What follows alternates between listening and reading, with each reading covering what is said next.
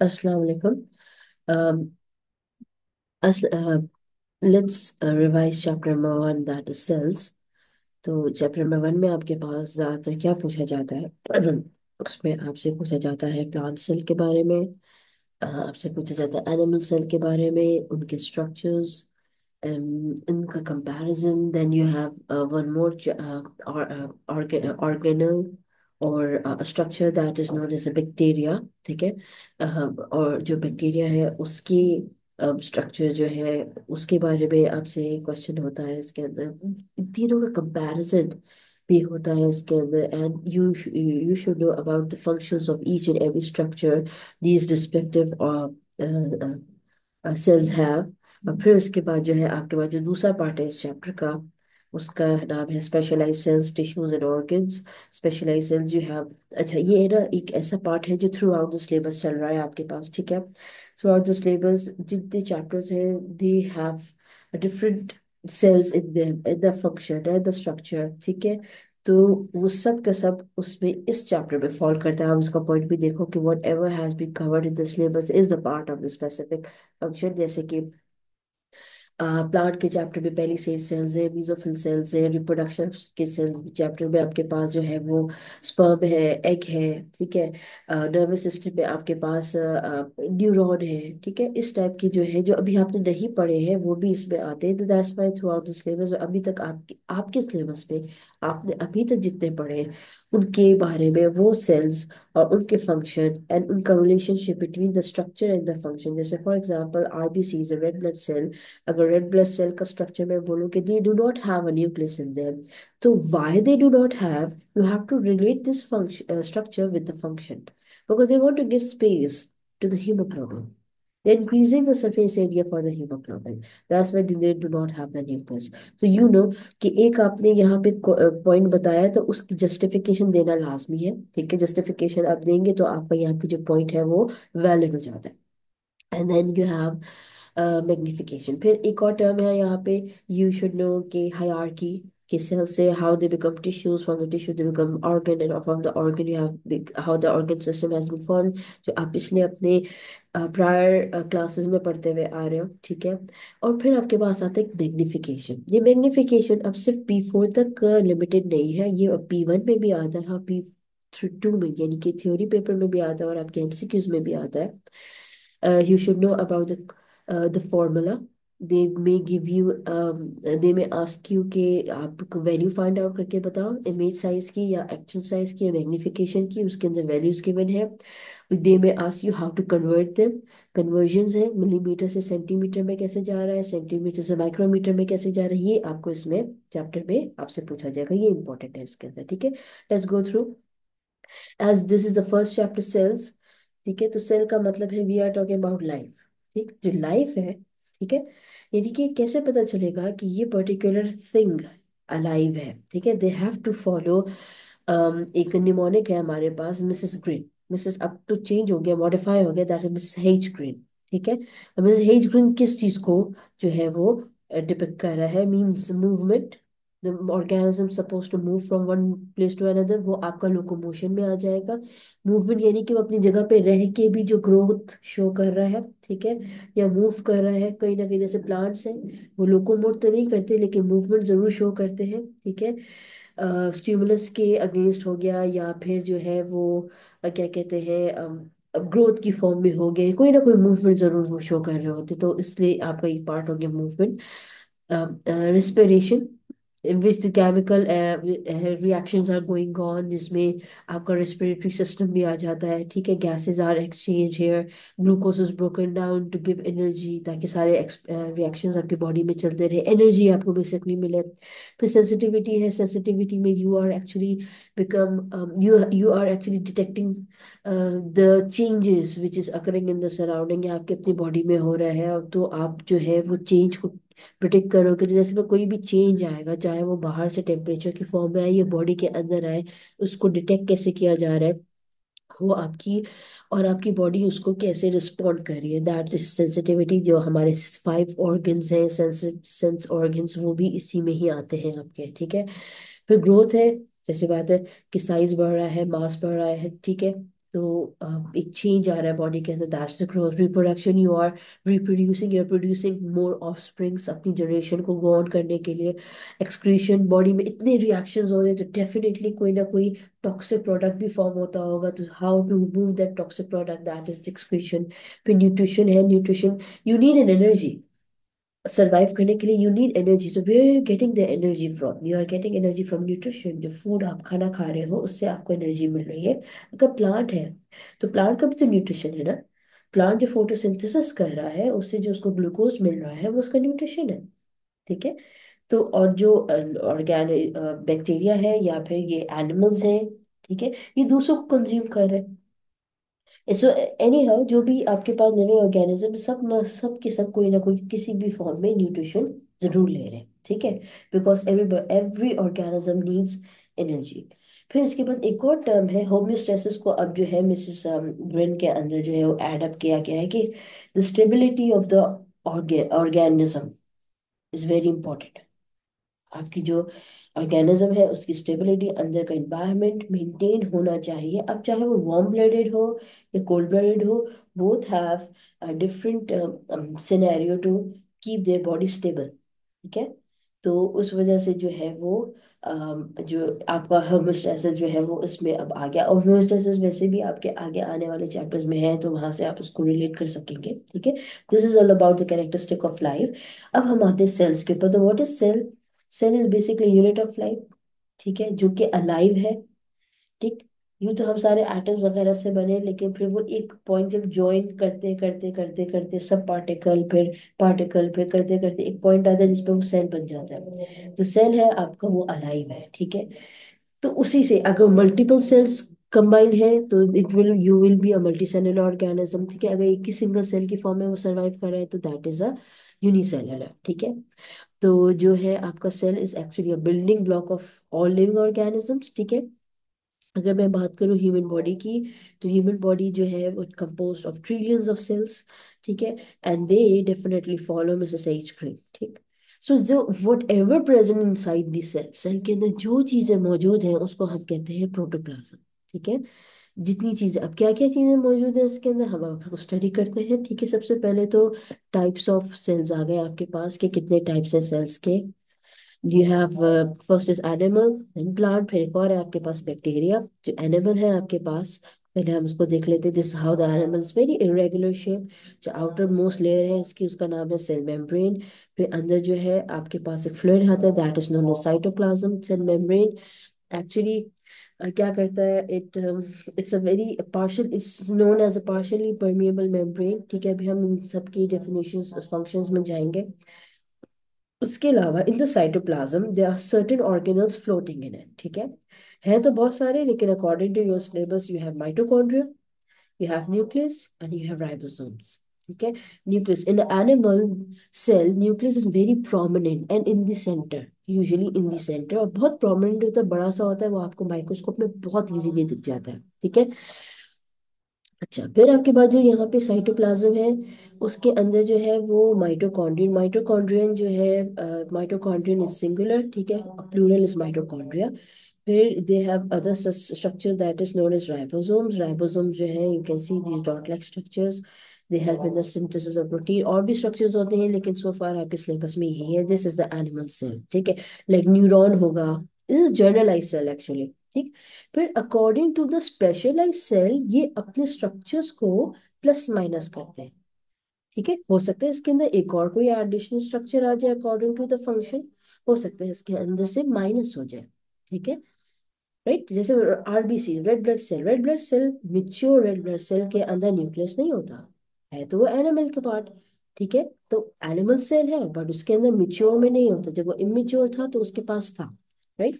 So that's why these are known as specialized cells। ठीक है। This is the generalise structure, ये generalise structure है आपके पास कि ऑलमोस्ट जितने भी सेल्स है एनिमल के, एनिमल से रिलेटेड, चाहे वो ह्यूमन है या फिर वो मैमल्स हैं। ठीक है। ये डिफरेंट कैटेगरीज आ रही हैं, तो उनके अंदर स्ट्रक्चर मेन यही होता है। ठीक। Coming to the plant cell, plant cell में आपके पास वही सेम जो एनिमल सेल से कम सेम था, पहले हम उसको देख लेते हैं। They also have a cell membrane. ठीक है। they also have ribosomes, They also have nucleus in them, ठीक है. They also have a cytoplasm and a mitochondria. दो चीजें हैं, तीन चीजें हैं जो उनसे थोड़ी सी डिफरेंट है. वो क्या? You can C they have a very regular structure. ठीक है. इनका कोई रेगुलर सा स्ट्रक्चर है, कोई फिक्स एक शेप है. ठीक. तो जो फिक्स शेप है, उसका जो एक फिक्स शेप दिया है वो है सेल वॉल की वजह से. Cell wall is basically, if it's the plant cell, that cell wall is made up of cellulose, and it gives the strength and support. It is giving the fixed shape to the plant cell, right? Okay, and it is the outermost layer. ठीक. Outermost layer, then comes the cell membrane, then comes the cytoplasm, and inside the cytoplasm you have a certain structures floating in it. ठीक है. Other than that, you have a single permanent and large vacuole present, that is known as sap vacuole. What is a sap vacuole does? It helps in storing of the water and the sap, which later on helps in the turgidity, which you will study in the next chapter, that is movement into and out of the cell. Okay. There's another structure present in chloroplast, that is known as chloroplast. Chloroplast has the green pigment. It is site for the photosynthesis. Okay. So some structures you may see they are similar to the animal cell, and some structures which are only present in the plant cell but not in the animal cell. ये आपका comparison में आ गया. ठीक है. तो हमारे पास यहाँ पे एक comparison बना हुआ है. ठीक है. Which more structures are similar to plant and animal? Cell membrane, mitochondria, nucleus, ribosome, cytoplasm, and which are different and only in the plant cell? Cell wall, vacuole, and chloroplast. ठीक है. Okay जी. दे अच्छा, picture में you should be able to identify the chloroplast and the mitochondria. सही है. जो structure आपके पास बना हुआ है उसमें ऐसे zigzag वेव लाइक स्ट्रक्चर आ रहा है, it means that is mitochondria.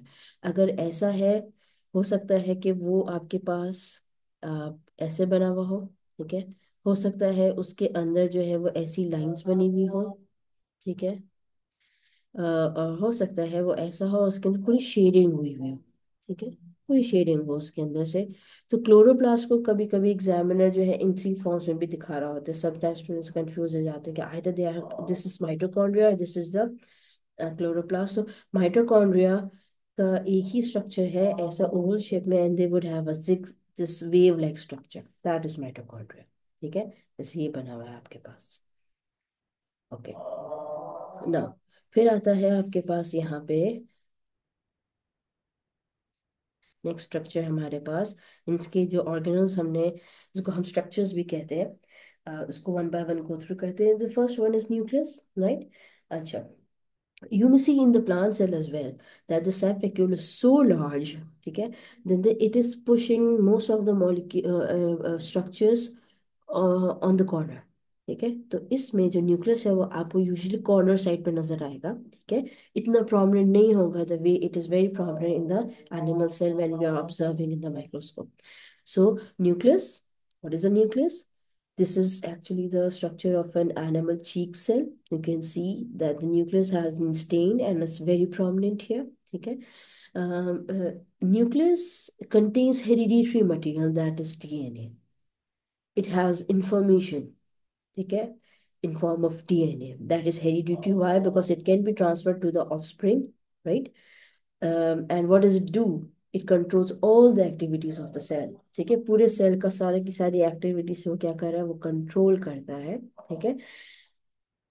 And when you can see those, it contains actually, it has chromosomes in them, and in the chromosome there is a DNA. Okay. And when you can see the chromosome are very visible during the cell division. Okay. जब cell divide होने वाला होता है तो उसमें nucleus के अंदर जो क्रोमोसोम्स है वो बहुत प्रोमिनेंट आपको नजर आ रहे होते हैं. ठीक है. This x structure you can see that is, this is the chromosome. The chromosome contains the proteins and the DNA. Okay. Next structure है आपके पास cytoplasm. It's jelly like fluid like structure. ठीक है. And most of the reactions and processes occurring here, what does it do? It helps in transporting the materials from one organelle to another organelle और one structure to another structure. ठीक है. एक तरह का ये medium provide कर रहा है, and almost all the organelles are floating in it. ठीक है. बॉयंसी देता है, ये उनको फ्लोट करने में हेल्प करता है. Cyto means cell, plasm means plasma, fluid like.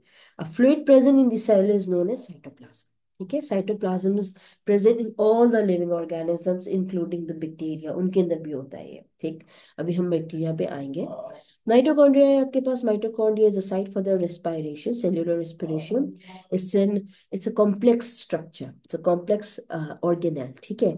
You may only find in the organisms or the cells which are present in the complex, which are जो हाईली बिल्ट अप है, जैसे plant cell है, animal cell है, fungi है, उनके अंदर आपको mitochondria मिलेगा, क्योंकि ये कॉम्प्लेक्स स्ट्रक्चर है, ये यूकैरियोटिक है.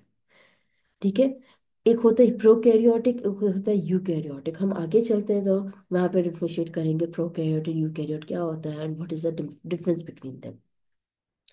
Okay, what does it do? This actually helps in the production of energy.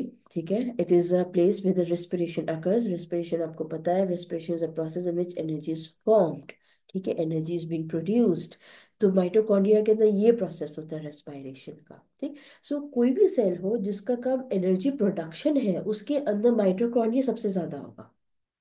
Like root hair cell.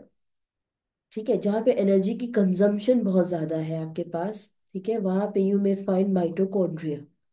Okay. And the energy which is formed in the organism, the energy name is ATP. ठीक है. what we call that energy, that's known as ATP, adenosine triphosphate. ठीक. This is how you can see it in the SEM, that is electron microscope में आपको ऐसे नजर आते हैं. ये नॉर्मल लाइट माइक्रोस्कोप से आपको नहीं नजर आ सकता.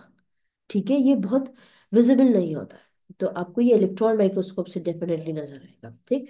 Then you have some that dotted structure you have seen in animal plant cell. ठीक है. That was ribosome. तो राइबोसोम्स का फंक्शन क्या है? It helps in the formation of proteins.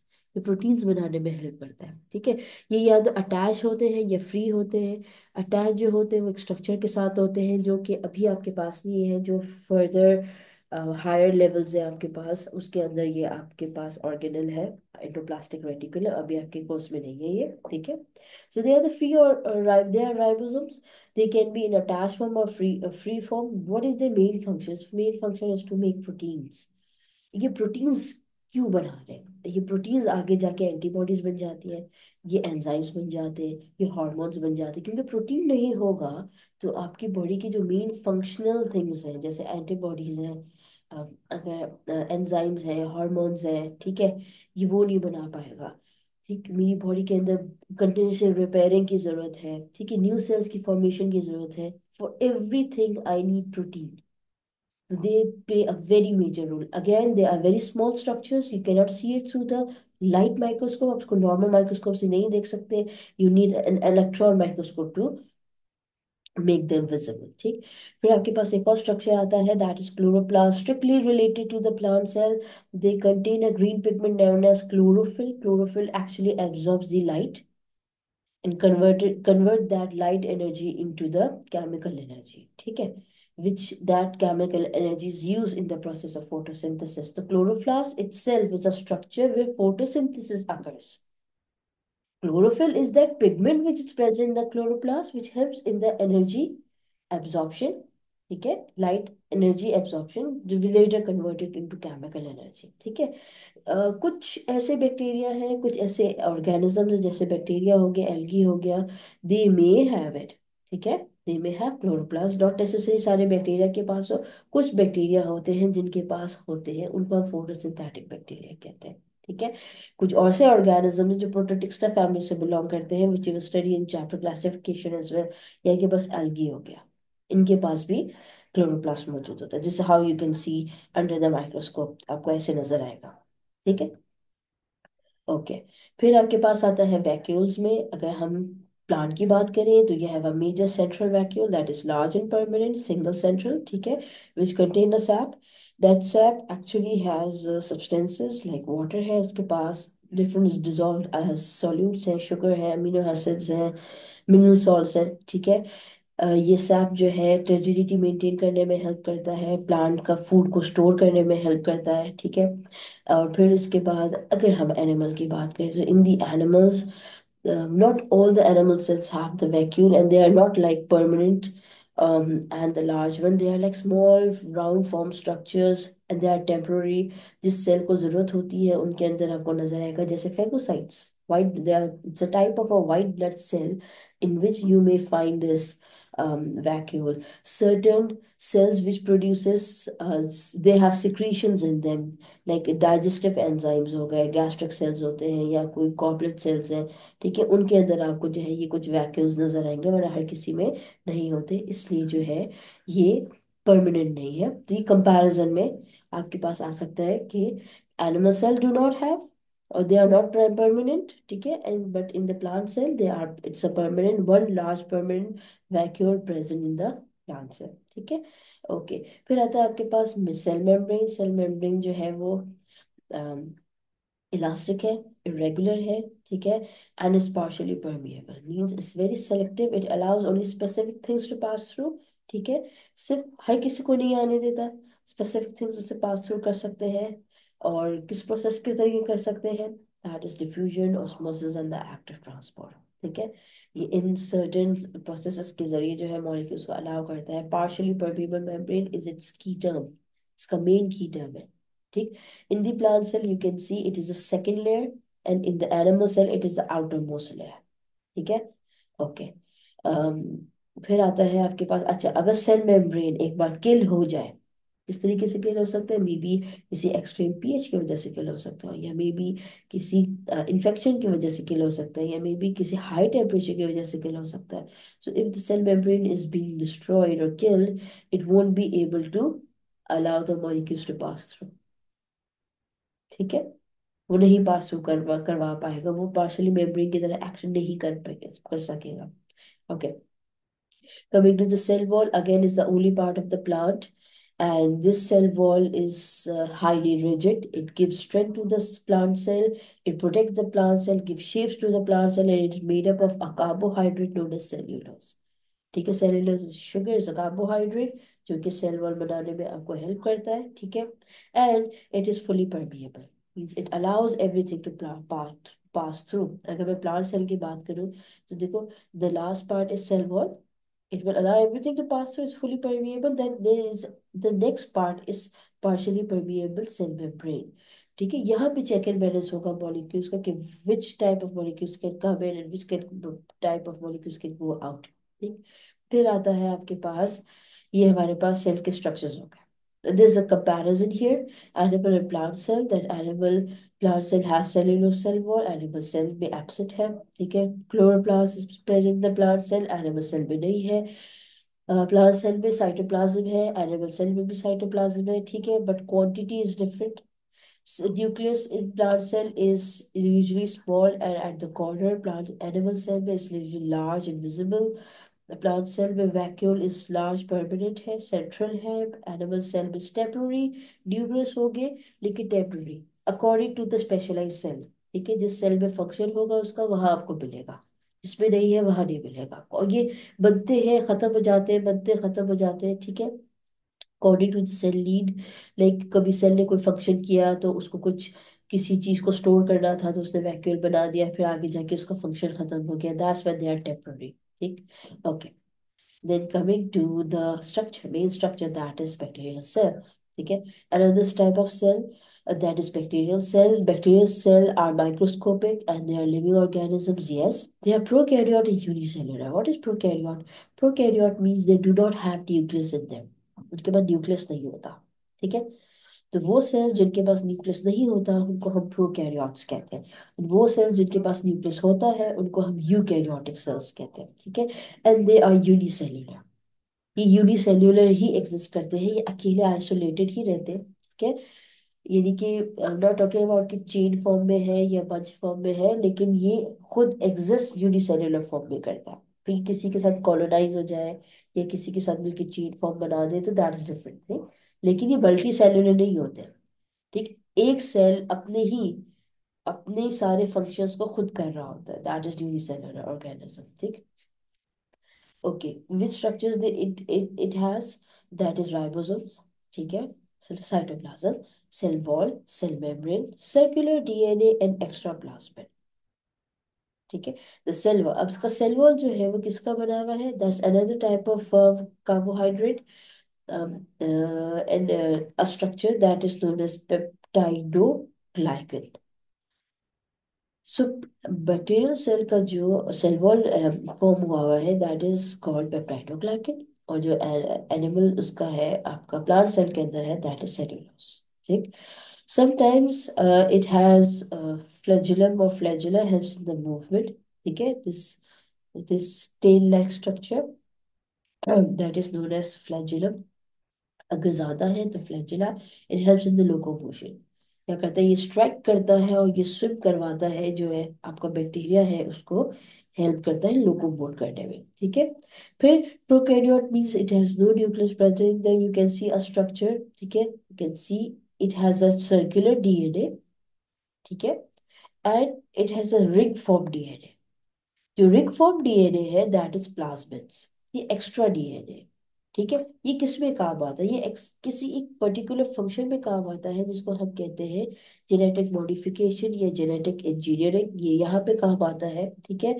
और जो है वो जो मेन सेल को जो कंट्रोल कर रहा है बैक्टीरियल सेल को, वो अपना सर्कुलर डीएनए।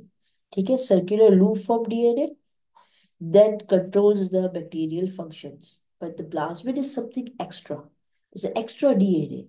ठीक है, तो ये काम आता है जेनेटिक मॉडिफिकेशन में। जब आप पढ़ोगे चैप्टर बायोटेक्नोलॉजी जेनेटिक मॉडिफिकेशन, वहाँ पे इसकी डिटेल्स है। ठीक है। Alright, and it does not have a nucleus and a mitochondria। इसके बाद ना माइटोकॉन्ड्रिया है ना न्यूक्लियस है। ठीक, रिस्पायर करने के लिए इसके पास स्ट्रक्चर होता है जिसको हम मीजोसोम कहते हैं, लेकिन क्या कहते हैं, एक आपका ये सेल मेम्ब्रेन का ही अ, उसमें आ जाता है। एक उसके अंदर कुछ सर्टेन वो पोर्शन है जो इनग्रेव हुआ हुआ है, जिसके अंदर सर्टेन जो है वो एंजाइम्स होते हैं which helps the cells to respire, helps the cells to produce energy. But mitochondria is present in the highly complex cells. Chloroplast is present in the highly complex cells. A bacteria is not a highly complex cell, it's a very simple cell। ठीक है, plant cell highly complex cell, animal cell highly complex cell, पर bacterial cell very simple cell. ठीक है, तो इसलिए आपको chloroplast या फिर जो माइटोकॉन्ड्रिया ये इसके अंदर नहीं मिलेगा। और वो cell bacterial cell which do contain क्या कहते हैं, which are known also known as photosynthetic bacteria, they have a very simple form of chlorophyll in them which helps with the photosynthesis। ठीक है, so this is all about bacteria। अब आपके पास एक वो आता है differentiation। when we study the differentiation हम जो है वो इस फॉर्म में पढ़ सकते हैं, right. that is known as Venn diagram। ये Venn diagram जो है वो हेल्प करता है which structures are common between them and which are different। ठीक है, so animal cell, plant cell and bacterial cell। animal cell, ठीक है, नेम देम। जो इन तीनों के अंदर कॉमन है, cell membrane is common between three, ribosomes present all of them, cytoplasm present in all of them. ठीक है, but mitochondria only plants and animal cell, nucleus only plants and animal cell. Why? Because they both are eukaryotic cells. ठीक है, okay. What is common between animal plant cells? Cell membrane, ribosome, cytoplasm. Other than that, nothing। जो भी point जो तीनों में, जैसे for example they are overlap, जिस point पे ओवरलैप हो रहा है you will write down the similarity है। ठीक है, जिस पॉइंट पे ओवरलैप नहीं हो रहा है you will mention the difference here. ठीक है, like there are three circles है, तो जो तीनों सर्कल जिस पॉइंट के ऊपर ओवरलैप हो रहे हैं इसका मतलब वो तीनों का कॉमन पॉइंट है। तो जितने स्ट्रक्चर्स इन दोनों के तीनों के अंदर कॉमन आ रहे हैं आप उस पोर्शन के अंदर उसको मेंशन करेंगे। ठीक है, या फिर अगर for example drawing is given, ठीक है, a picture is given and they में डायग्राम इज गिवन, दे में आस्क यू इस जगह को लेबल करते हुए कि which structure is present in all three of them और which is common for the in three of them. ठीक है, तो that is cell membrane, ribosomes और साइटोप्लाज्म। तीनों में से आपके पास कोई एक हो सकता है ऑप्शन के अंदर। I am talking about the P1। फिर आपके पास आता है cell wall, plant cell and bacterial cell. ठीक है, प्लांट सेल के अंदर सेल दो both have a cell wall. अगर हम सिमिलैरिटी के पॉइंट ऑफ व्यू से बात करें तो both have a cell wall, but if we talk about the composition of the cell wall then there's a difference। plant cell is made up of cellulose, Bacterial cell is made up of peptidoglycan cell wall. ठीक है. Okay, it has a sap vacuole. दोनों में से किसी के पास SAP vacuole नहीं है. It has a chloroplast, किसी के पास क्लोरोप्लास्ट नहीं है. ठीक है. Okay, coming to bacterial cell, it has a plasmid, extra DNA किसी के पास भी नहीं है. डीएनए सबके पास है. ठीक है. डीएनए सबके पास है. तीनों के पास डीएनए. ये भी कॉमन पॉइंट हो गया आपके पास. यहाँ पे यू कैन मेंशन हियर, ये भी कॉमन पॉइंट है. Other than cell membrane, ribosome, cytoplasm, all three of them has DNA. ठीक है. लेकिन डीएनए किसके अंदर है? The structure which contains DNA that is nucleus. तो वो सिर्फ प्लांट एंड एनिमल के अंदर है, बैक्टीरिया के अंदर नहीं है. बैक्टीरिया के अंदर जो डीएनए है वो साइटोप्लाज्म में ही फ्लोट करता रहता है. ठीक है. ओके. फिर उसके पास जो डीएनए है उसका शेप क्या है? That is circular loop like structure. ठीक है. बाकी दोनों के अंदर डबल हेलिक्स फॉर्म के अंदर होता है. ठीक है. या उसका स्ट्रक्चर थोड़ा सा डिफरेंट होता है, लेकिन circular loop like single stranded जो है वो सिर्फ आपके पास बैक्टीरियल सेल में होता है. ठीक. Okay. Then comes to come to the another structure, that is flagellum. Flagellum is present in the bacteria. ठीक है. Flagellum may also present in animal cell, लेकिन वो अगेन एक ही कुछ ही सेल्स है आपके पास जिनके अंदर फ्लैजुलम होता है. ठीक है. जैसे आपके पास स्पर्म सेल है. ठीक. स्पर्म सेल, अभी हम क्योंकि जनरलाइज बात कर रहे हैं तो ये पॉइंट यहाँ पे आ गया. स्पर्म सेल जो है वो एक ऐसा सेल है जिसके अंदर flagella can be common between bacterial cell and animal cell. जैसे क्वेश्चन आता है आपके पास कि state a structure of a bacterial cell which is also present in the animal cell. ठीक है. Other than cell membrane, ribosome, cytoplasm, DNA, इनको हटाकर कोई और सा कोई स्ट्रक्चर है जो एनिमल प्लांट सेल में मौजूद है. Give an example. That can be sperm cell. तो स्पर्म सेल में भी फ्लैजुलम होता है, बैक्टीरियल सेल में भी फ्लैजुलम होता है. ठीक है. Okay. Then coming to the how it is different again, it is prokaryotic, it does not have a nucleus in it. इसके बाद न्यूक्लियस नहीं होता, तब ये प्रोकैरियोटिक है. ठीक. सही. ये आपका डिफरेंस हो गया यहाँ पे. अब यहाँ आ गया आपके पास प्रोकैरियोट और यूकैरियोट. ठीक है. यू कैन सी दिस सब. अगेन सेंटर पॉइंट है. इसका सेंटर पॉइंट में क्या चीज़ है जो दोनों में कॉमन है? That is cell membrane, cytoplasm, ribosomes. Prokaryote, they do not have nucleus. Right? Eukaryote, they have a larger nucleus. ठीक है. Uh, they do not have a mitochondria. ठीक है. Yes, they have a mitochondria. They have a nucleus. ठीक है. They are smaller than eukaryote. ठीक. They are usually complex structure. ये पूरा जो सेल है वो कॉम्प्लेक्स है. उसके अंदर के हाथ स्ट्रक्चर भी डबल मेम्ब्रेन बाउंडेड और कॉम्प्लेक्स है. ठीक है. प्रोकैरियोट में हर चीज सिंपलर फॉर्म में, यहाँ तक कि उसका डीएनए भी सर्कुलर फॉर्म में. ठीक है. यूकैरियोट का डीएनए भी कॉम्प्लेक्स फॉर्म में. Okay, it's a unicellular structure. Prokaryotes and eukaryote can be unicellular, या अकेले भी exist कर सकते हैं, या फिर they can exist in a multicellular form. जब multicellular में आते हैं तो इन सबकी jobs अलग अलग हो जाती है. ये सब मिलके काम करते हैं. That's why they are multicellular. Example आपके पास है यहाँ पे कि that is bacterial cell, यहाँ पे animal, plant cell और fungal cells. ठीक है. That's the difference and the common similarity to comparison between them. Then coming to the cell, specialized cells. Specialized cells में आपके पास, what is specialized cell? Specialized cells actually perform specialized function according to the structure. So there's a relationship of a structure and a function here. ठीक है. You would have a specific structure to perform a specific function. ठीक है. तो इससे related कुछ आपके पास sales example में है यहाँ पे, लाइक रूट हेयर सेल. ठीक है. अगर मैं प्लांट की बात करूँ तो प्लांट का स्पेशलाइज स्ट्रक्चर कौन है? Root hair cell. You can see that the cell has been extended its cytoplasm. ठीक है. Why? In a narrow form. ठीक है. In a narrow hair like structure, ने अपने आपको नैरो हेयर लाइक स्ट्रक्चर में एक्सटेंड किया to increase the surface area to volume ratio for the absorption of water and the minerals. Like there are some small pebbles or the soil particles. Soil particles के बीच में इतना बड़ा cell नहीं जा सकता water absorb करने. तो मुझे क्या करना पड़ेगा? उस एरिया में छोटी सी कोई चीज भेजनी पड़ेगी. ठीक है. जो वहां से उस वाटर को एब्जॉर्ब कर ले. सो दैट्स वाई साइटोप्लाज्म ने अपने आप को एक्सटेंड किया in a very hair like structure. ठीक है. So it can reach to that small area to absorb that water mineral present there. ठीक। सो दैट इसका इसके मेन फंक्शंस क्या होंगे, is a long narrow shape, increases the surface area to volume ratio, ठीक है, for the efficient absorption. And plus ये जो cell है ये एक्टिव ट्रांसपोर्ट करता है, ठीक है, यानी कि it requires energy to absorb water, absorb mineral salts, ठीक है। So this one feature is it has many mitochondria. Okay, and another function of the root hair cell is it helps in the anchoring of the plant. Plant को hold करने में help करता है, ठीक। Okay, coming to another plant structure that is perissate mesophyll cell, you may find it in the leaves, ठीक है। इसकी खास बात क्या है?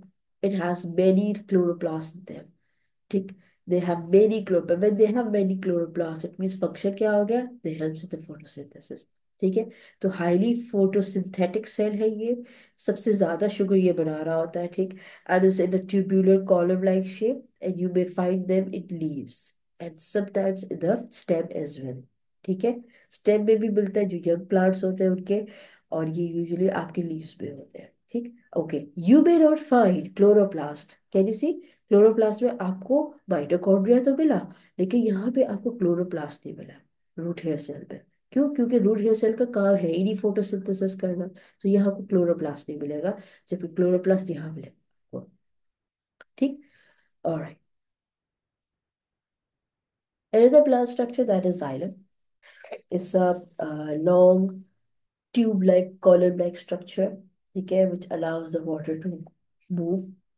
अब इसका स्ट्रक्चर क्या है कि it's number one is a dead cell, ठीक है, इट्स डेड, द सेल्स उसके हैं वो डेड है, ठीक, जिसकी वजह से इनके पास कोई प्रोटोप्लाज्म नहीं है। If they are dead due to that due to that death of the cells means the cells does not have anything in them, cells empty है, ठीक। और सेल्स एम्प्टी है, तो सेल्स के अगर आप देखो यहाँ पर दिस एरिया, यहाँ पे एक बैरियर, जैसे में ये पूरा एक सेल था किसी जमाने में, जब ये इमेच्योर था तो ये पहले एक सेल हुआ करता था ये पोर्शन। अब सेल के अंदर से प्रोटोप्लाज्म निकाल दो, इट बिकम्स डेड, तो उसमें से प्रोटोप्लाज्म खत्म हो गया तो इट बिकम्स डेड, ठीक है। सो लेकिन but still there is a cell wall present, ठीक। अगर मैं वहां से वाटर भी पास ऑन करूँ तो वाटर इजीली जा नहीं पाएगा ऊपर, क्योंकि this is the barrier of a cell wall present. So that cell wall here, यहाँ पे जो है उसको रिमूव कर दिया गया, ठीक है। So that's why they have no cross walls. It's another structure, no cross walls. Why? So the water can be transported from the root to the shoot, from the root to the leaves, without any hindrance, without any barrier, in one way direction. ठीक है, ये root से shoot की तरफ जा सकता है, shoot से रूट की तरफ जाइलम के जरिए नहीं आ सकता, ठीक। ओके जी। अब as it is carrying the water it has pressure in them, इसमें pressure है तो it needs to be strong so they can sustain that pressure, तो that's why वो जो आपके cells dead हो गए थे, so in that dead cells there is a deposition that is known as of a substance that is known as lignin, ठीक। that lignin is being deposited here in those dead cells, ठीक है, to make it stronger, to make it rigid। वहाँ पे जो इनकी walls है, they have very lignified walls, so it becomes strong so they can sustain the pressure of the water, ठीक। okay, so what is the function? Number one, as it has a empty lumen, lumen एक word हम use करते हैं कोई भी tube के अंदर जो खाली empty space होती है उसको हम lumen कहते हैं। So it allows the water to transport because it has no cross walls and the cells are there. It has no protoplasm, so water can move easily. And as the walls are very strong because they are made up of lignin, they have a deposition of a lignin which is making the wall strong. So it provides the mechanical support to the young plants. Young plants को क्या करता है? Mechanical support करता है, उनको stand up in a upright position में help करता है। Standing in the upright position में क्या कर रहा है? हेल्प कर रहा है, ठीक है। तो ये आपके प्लांट सेल के बारे में हो गया। Coming to the special animal cells, you have red blood cell, ठीक है। Red blood cell number one, उसका स्ट्रक्चर कैसे आएगा? Red, what is function of the red blood cell? It carries oxygen, transport oxygen throughout the body. So who helps to carry the oxygen? A red pigment known as haemoglobin, ठीक है। So haemoglobin which contains iron in them, it allows the cell to connect with, or to absorb, or to diffuse with, और to bond with oxygen, ठीक है। And haemoglobin को cell के अंदर होना है फिर, ठीक, ज्यादा जितना ज्यादा हीमोग्लोबिन होगा उतनी अटैचमेंट ऑफ ऑक्सीजन होगी। So it means that animal cell में से there is a structure known as nucleus, they do not have nucleus. The mature red blood cell do not have the nucleus. So instead of a nucleus, hemoglobin is present. Why? ठीक है, to increase the absorption of oxygen. Okay, अब nucleus निकलने की वजह से जो इनका middle part है, you see it becomes depressed, ऐसे अंदर की तरफ ये नैरोर हो जाता है, and the sides the peripheral are more thicker, the middle part is narrower and the outer area is thicker, ठीक है। तो it is actually increasing the surface area to volume ratio. This structure is known as biconcave shape, right, is a circular biconcave shape to increase the surface area to volume ratio so the oxygen can be diffused into and out of the cell at a faster rate, ठीक है। तो what happen कि nucleus हटा, nucleus हटने की वजह से वो बाइकॉन्केव शेप में चला गया, और उसकी वजह से वहां पे जो स्पेस है, हीमोग्लोबिन को ज्यादा स्पेस मिल गई, तो वहां पे उसने जो है वो जल्दी जल्दी अपना काम शुरू कर दिया। This is how the animal cell और red blood cell structure is again, what is structure? Is biconcave shape. It lacks nucleus. Biconcave shape cube to increase the surface area to volume ratio for oxygen absorption. It doesn't have a nucleus to provide more space to hemoglobin. It contains a red pigment known as hemoglobin, so it can bond or attach with oxygen molecules whenever it will transport, जब ये blood के अंदर transport होता है तो जिस cell के पास जाएगा वहां पे ये इजीली ट्रांसपोर्ट कर सकेगा सेल ऑक्सीजन को। Coming to another structure that is known as sperm cell. Sperm cell is present in the male और मेल ऑर्गेनिज्म, ठीक है, the vertebrates male organism, ठीक है। and what does it has? It has a head structure, ठीक है। in the head structure, that is the this is the head structure, this is the middle part, and this is a flagella, tail structure, ठीक है।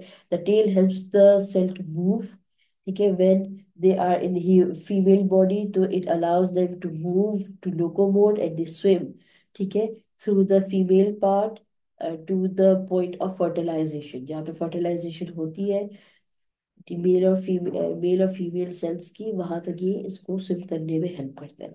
Then in the middle part that contains mitochondria, ठीक है। Why? अब ये move करेगा तो move करने के लिए they need energy. Who will give them energy? Mitochondria, right? And then this head region contains a nucleus and some enzymes that is known as acrosome. ठीक, ये एंजाइम्स हेल्प करते हैं कि जब ये एग के साथ फ्यूज हो रहा होता है तो release the enzymes, so those enzymes actually dissolve the tissues of the egg, and the nucleus which contain the information, which contains the DNA, it is being inserted into the egg, और फिर egg के साथ इसकी fusion होती है और फिर वहां पे फर्टिलाइजेशन होती है, ठीक। Okay, then coming to the another cell that is known as egg. This is egg, is spherical, it is larger, ठीक है, and it contains some fat droplets in them. So when it becomes an embryo, जब ये embryo ये जब zygote बन रहा होता है तो सेल को जो है वो एनर्जी चाहिए, तो ये फैट ड्रॉपलेट्स उसको एनर्जी देते हैं, अगर helps in the fertilisation. It is a part of a female part, female reproductive part, ठीक है। ये मेल सेल है आपके पास स्पर्म, और ये आपके पास फीमेल का हो गया। फिर एक और structure that is known as neuron. This is a neuron, again सब में आप देखो तीनों में कॉमन चीज क्या है? सेल मेम्ब्रेन आपको मिलेगा, इसमें आपको साइटोप्लाज्म में मिला, आपको इसमें जो है वो न्यूक्लियस में मिला, ठीक है। ओके, फिर आपके पास है neuron. Neuron is actually a long structure which helps in the transportation, or it carries the electrical impulses, ठीक है, it carries the messages in form of electrical impulses. You may find them in the sensory organs, ठीक है, आपको क्योंकि ये जो है sense करने में हेल्प करता है, ये इंफॉर्मेशन कैरी करता है, ये मैसेजेस को कैरी करता है, ठीक। So they helps in the conducting impulses, and they are long, they can run to form different parts of the body, brain, spinal cord, जो आपको पूरा nervous system जो है वो आपका न्यूरॉन से बना हुआ है, and it has branches to communicate to the other nerves। आप देखो उसके ऊपर यहाँ पे branches बनी हुई है, जो कि दूसरे न्यूरॉन्स के साथ कम्युनिकेट करने में, ये नर्व इम्पल्सेस को सेट करने में हेल्पफुल है। ठीक। फिर आता है आपके पास यहाँ पे सीलिया। So there are some struct cells which contain the hair-like structure above them that is known as cilia. ये cilia आपको कहाँ मिलेगा? ये मिलता है उन cells में, जैसे आपका हो गया उस स्ट्रक्चर में, जैसे हो गया trachea, your nose, ठीक है। You may find cilia there. ये what it does it do? इनके साथ कुछ goblet cells भी होते हैं। You may see here. These are the cells, और उनके साथ कुछ goblet cells होते हैं। Goblet cells जो है वो mucus release करते हैं। ठीक। So this cilia is embedded in the mucus which is produced by the goblet cells। ठीक है। और फिर when they are present in the trachea, when we breathe in, तो हमारे जो एयर के अंदर कोई पैथोजन हो या कोई डस्ट पार्टिकल हो तो उसमें ट्रैप हो जाता है। It is actually helps in filtering the air. ठीक है। या फिर क्लीनिंग द एयर। अच्छा, you may also find the cilia in the oviduct. ये आपका जो चैप्टर आगे है रिप्रोडक्शन का, वहां पर आपको ये हेल्प करेगा। ठीक है। ये egg, because egg is immobile, sperm और एग में मेन डिफरेंस ये है कि sperm can move and egg can not. तो एग को जो है मूव करने में हेल्प करता है ये सीलिया, वो उसके ओविडक्ट के स्ट्रक्चर पे मौजूद है। ठीक। Okay, now this is the level of organization, means कि how we have build up cells to the organelles organism। ठीक है। along uh, how we have built up। ठीक है। the cells, then cells, same type of cells performing the same job,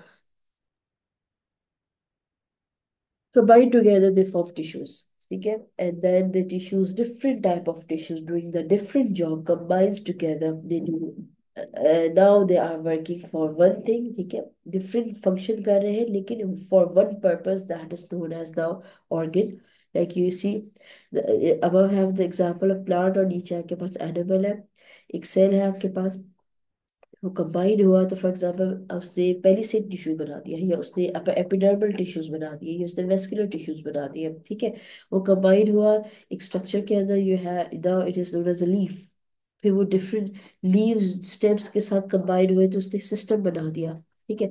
जैसे आपके पास जो है वो लीव्स हो गए, उसके अंदर फिर सारे वेस्कुलर टिश्यूज आ गए आपके पास, तो पूरा वेस्कुलर सिस्टम हो गया। ठीक है। And when different systems combine together they will form a whole organism, right? Okay. Coming to next part, that is the last part, that is microscopy।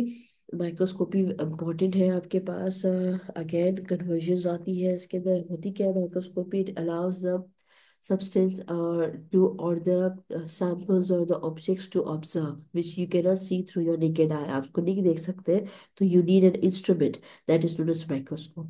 and the process or the phenomena to use this microscope is known as microscopy।